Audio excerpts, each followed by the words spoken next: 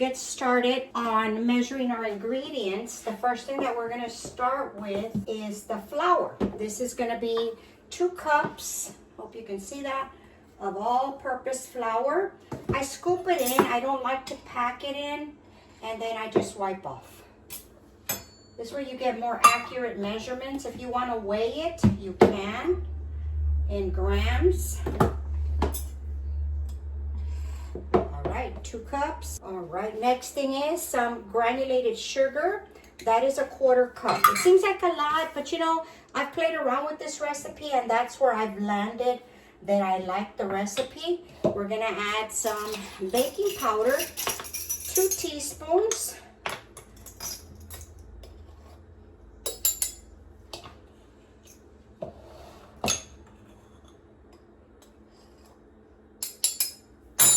And 1 teaspoon of baking soda.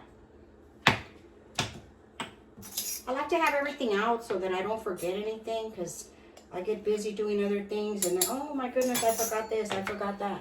Okay, and then we're gonna add a little bit of salt. We're gonna add a 1/2 teaspoon of salt. And that is it for our dry ingredients. We're gonna make this separate. We have the wet over here and the dry. So we're just gonna give this a good whisk. Put some air into this flour. Okay, now our wet ingredients are 2 eggs, 2 large eggs. I have our butter, but what I'm gonna do is I'm gonna mix the buttermilk. This is 1 3/4 cups of buttermilk. And we're gonna give this a good mix. Break up the eggs. And the reason I do it here is so that you don't overbeat the batter. We're gonna add some vanilla. We're gonna add 2 teaspoons of vanilla. 1, 2, and that's it. All right, so now we have our dry, our wet, and our butter. So we're just gonna throw the wet into the dry.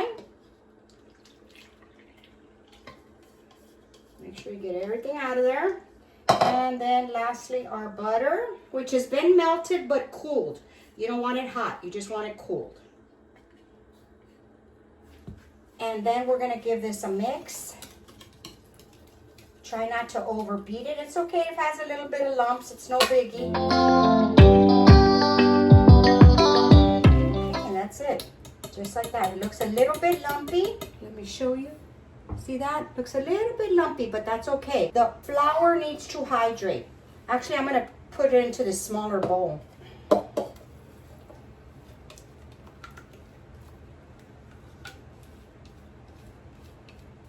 There we go. That's better. We don't need to be taking up all that space. I'm gonna cover this with some saran wrap. We're gonna put it in the refrigerator overnight or for at least a couple of hours for the best results, okay? You want that flour to hydrate with the milk and everything else to get the flavor. So let's do that and we will be back in a little while.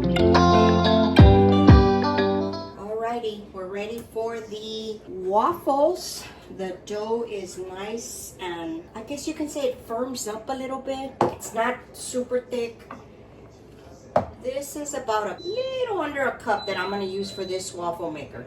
I actually just got it. I changed it. I had a regular one, but the waffles were too thin and I didn't like it. Okay, I'm going to turn this around just a little bit so you can see better. All right, here we go.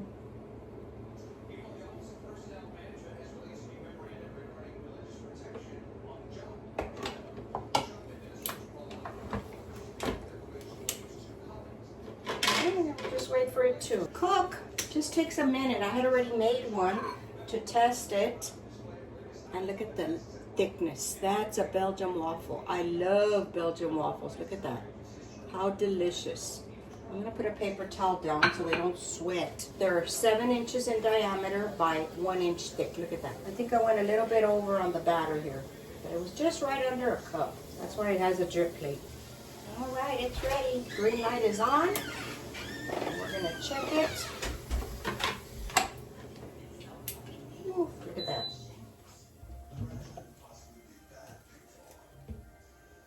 Careful with the fingers, it's hot. There we go. Go ahead and spray it again, even though it doesn't need it.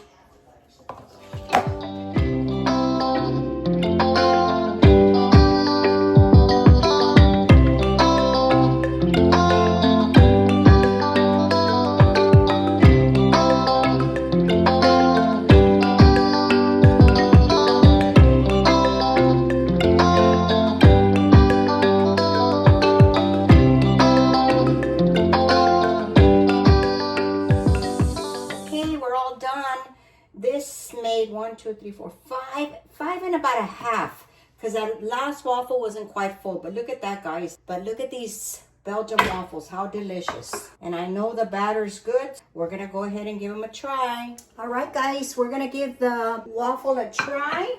What I like to do with my syrup, when I'm having breakfast or whatever, I like to add the butter to the syrup and melt it together so you don't have a problem smearing it on your waffle. And then I just pour it into a servable container and everybody can grab from there. And then you just pour it on your waffle. Makes it so easy. You don't have to worry about butter melting and all that. It's already warm. And if you wanted to add some blueberries, you know what? Let's add some blueberries. All right, let's add some blueberries. I love blueberries with my waffles and my pancakes. Okay, and then you can just add a little bit more syrup if it disappears. And there you go. Look at that, how delicious. Look at that, guys. All right, let's give it a try. Look at that. Nice thick Belgium waffle. All right, here we go. Look at that. Delicious. I love, love, love waffles.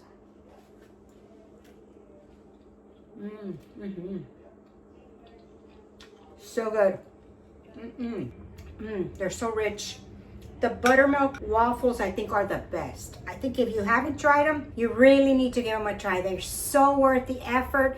Make the dough the night before. You'll have it ready in the morning. You'll be throwing out waffles like nobody's business. All right, guys, there is our buttermilk waffle recipe. I hope you enjoyed it.